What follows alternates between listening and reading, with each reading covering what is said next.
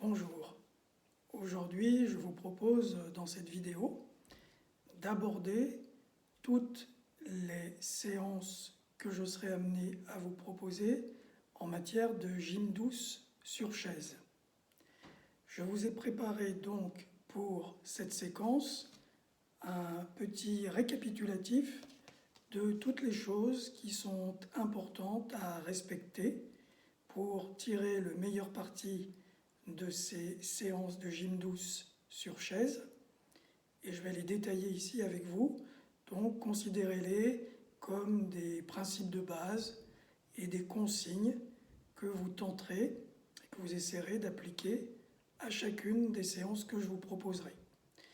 Et puis surtout, au-delà de ces séances de gym, essayez aussi de transformer l'essai et donc de mettre en pratique ces conseils et ces consignes qu'on applique à la gym. Appliquez-les aussi et surtout dans votre quotidien, que vous soyez assis à table pour prendre un repas, que vous soyez installé devant votre ordinateur ou encore devant la télé. Et puis d'une façon générale, je vous encourage à toujours préférer une chaise bien droite plutôt qu'un fauteuil mou et moelleux, même si celui-ci vous paraît a priori plus confortable. C'est un, comme on dit, faux ami, et en choisissant d'être le plus souvent assis sur une bonne chaise, vous vous éviterez bien des problèmes articulaires, notamment au niveau de la colonne vertébrale, et vous préviendrez ainsi de nombreuses douleurs dorsales. Premier principe de vos séances, ne forcez jamais sur vos articulations. Respectez ce que vos articulations vous permettent de faire. Et puis, autre bon principe, adaptez toujours les mouvements que je vous propose dans nos séquences à vos propres aptitudes et à vos propres possibilités. Soyez donc raisonnable dans la gestion de vos efforts. La question qui m'est souvent posée, ou la remarque qui m'est souvent faite, c'est en cours de mouvement, vous me dites, ou certains me disent, « Ah, ce mouvement fait mal ». Alors ici, point particulier, il est toujours important de distinguer, et je vous encourage au gré de vos séances à progressivement apprendre à distinguer une douleur articulaire d'une fatigue musculaire. En quelques mots, une douleur articulaire, qui est quelque chose que l'on souhaite absolument éviter et pour laquelle il faudrait interrompre le mouvement qui la provoque, une douleur articulaire, c'est, vous l'avez très certainement expérimenté, une douleur qui apparaît dès que vous faites le mouvement et une douleur plutôt de nature vive et brutale. Et donc, dans ce cas, interrompez le mouvement, modifiez-le ou, s'il n'y a pas d'autre choix, renoncez tout simplement à ce mouvement. Il y en aura donc bien d'autres de toute façon. Maintenant, une fatigue musculaire normale, celle que l'on recherche, puisque c'est celle qui va bien exercer votre muscle et donc le fortifier au fur et à mesure de vos séances. Une fatigue musculaire, eh bien, c'est la sensation tout simplement d'avoir un muscle qui fatigue par la multiplication des mouvements et la multiplication des répétitions. Donc, autant la douleur musculaire vive et brutale au cœur d'une articulation doit vous mettre en garde, une simple fatigue musculaire ne doit pas vous inquiéter outre mesure. C'est d'autant plus important de savoir fatiguer et exercer nos muscles que, précision importante, sachez que votre immunité, votre système immunitaire se construit en grande partie grâce à des éléments qui sont puisés dans vos muscles. Donc, si on devait récapituler, plus vous faites travailler vos muscles, plus vous développer votre système immunitaire. Et actuellement, c'est bien tout ce dont nous avons besoin. Pour continuer avec nos bons principes, qu'est-ce qu'une bonne position assise respectueuse de la physiologie? Dans l'idéal, je vous encourage à plutôt faire vos séances de gym sur un tabouret bien stable. Je vous montre celui que j'ai ici. Voilà, ce que j'appelle un tabouret bien stable. Vous voyez, avec 4 pieds bien écartés, pas vraiment ce qu'on appelle un trépied, quelque chose qui vous assure une bonne stabilité, donc qui vous met en sécurité.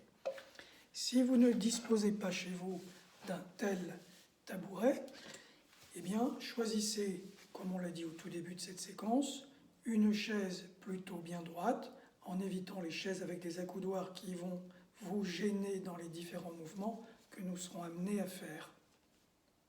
Maintenant, comme vous le savez, je vous le dis souvent, n'utilisez pas le dossier de la chaise pour appuyer votre dos. Votre dos, c'est votre dossier. Ou faites de votre dos un dossier musculaire. C'est très intéressant de ne pas venir, si je me mets de profil, de ne pas chercher à venir appuyer le dos contre le dossier d'une chaise, puisque vous vous assurez à ce moment-là de demander à votre dos de faire le travail musculaire pour se tenir droit et redressé.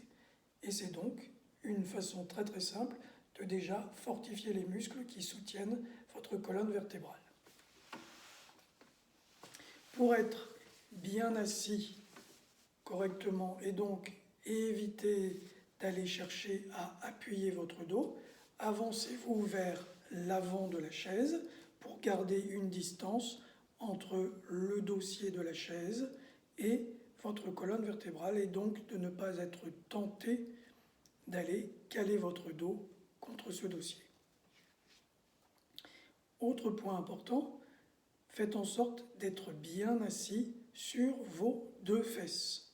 J'entends par là d'être positionné et d'être installé autant sur la fesse gauche que sur la fesse droite.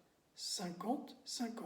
Et non pas posé sur une fesse ou posé sur une autre, comme quelquefois quand on y prend garde.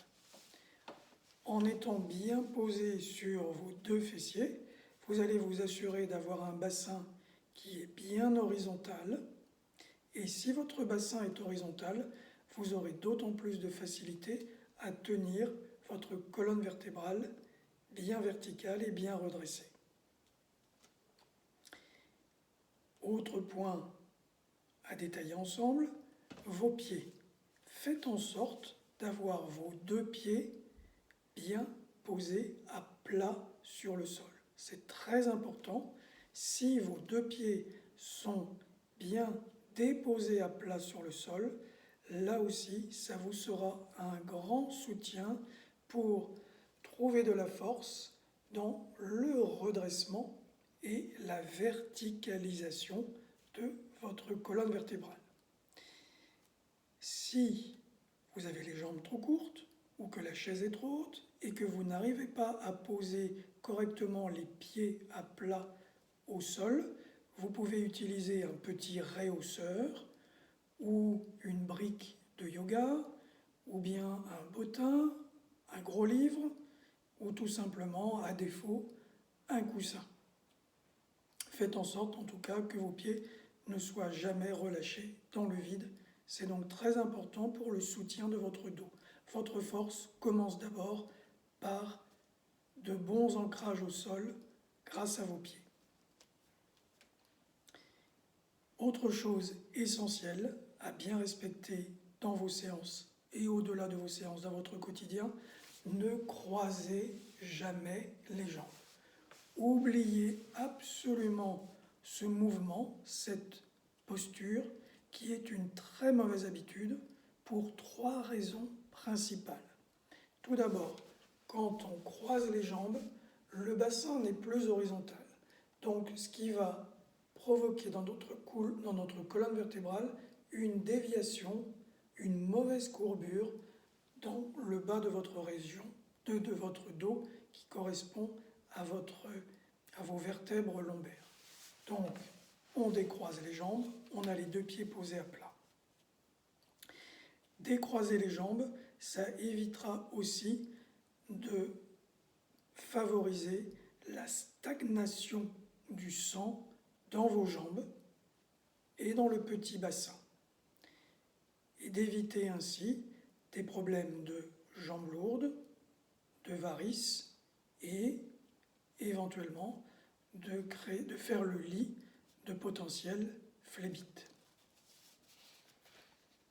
Oublions donc pendant nos séances de gym et dans notre quotidien certaines conventions sociales qui sont absolument délétères pour notre santé et pour les raisons que je viens de vous énumérer. Considérons maintenant nos épaules. Vous l'avez peut-être remarqué, on a une tendance assez naturelle à élever nos épaules et à les remonter. Dès que nous sommes très concentrés sur un travail ou sur une tâche, devant un ordinateur ou tout simplement très occupés à réaliser quelque chose, nos épaules ont la fâcheuse tendance de se surélever. Donc, pensez tout au long des séances, tout au long de vos exercices, à bien positionner vos épaules. Et bien positionner les épaules, c'est tout simplement être concentré et agir au niveau de vos omoplates. Pensez donc régulièrement à abaisser les omoplates et à vérifier qu'elles le demeurent la plupart du temps. Ce réflexe de monter les épaules est très souvent inconscient et donc il nous appartient tout au long des séances d'y prendre garde.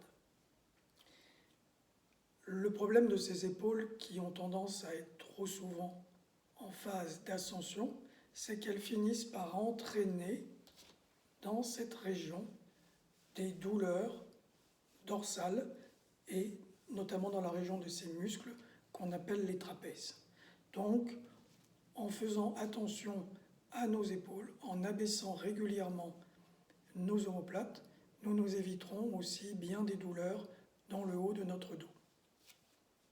On pourrait dire aussi, pour bien réaliser cela, que l'on cherche à toujours garder la distance la plus grande entre nos oreilles et nos épaules, et qu'on doit aussi, ce qui est très intéressant en gymnastique, chercher à toujours allonger et étirer notre cou verticalement, donc se constituer un cou toujours très long, avec des oreilles toujours bien distantes de nos épaules. Nous arrivons presque à la fin de nos consignes avec un dernier aspect et non des moindres, la respiration. De la même façon que nos épaules ont fâcheusement la tendance à monter, nous avons aussi trop souvent fâcheusement la tendance de bloquer notre respiration. Là aussi, c'est inconscient et c'est souvent lié à quelque chose sur lequel nous sommes très concentrés, une tâche ou bien une contrariété, et vous l'avez très certainement expérimenté bien souvent, la respiration se fige et se bloque. Donc, tout au long des séances, faites en sorte de respirer volontairement, profondément et généreusement entre le respect des inspirations, la phase où on remplit les poumons, et l'expiration, la phase où nous vidangeons nos poumons. Donc il vous appartient, pendant toutes nos séances, même quand je ne vous le précise pas toujours, de veiller à faire en sorte de respirer donc le plus régulièrement possible, et on se sent toujours mieux quand on respire convenablement, correctement et régulièrement. En guise de conclusion, puisque je vous ai paru peut-être un peu long, mais c'était important de bien aborder tous ces aspects pour que vous tiriez le meilleur profit de vos séances. Je vous propose de récapituler tout ce qui vient d'être dit en 5 points essentiels.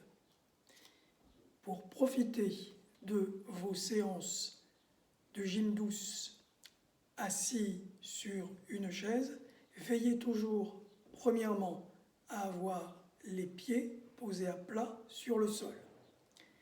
Deuxièmement, redressez constamment votre dos.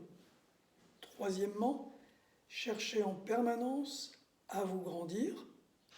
Quatrièmement, veillez à ce que vos épaules soient toujours basses en abaissant vos omoplates.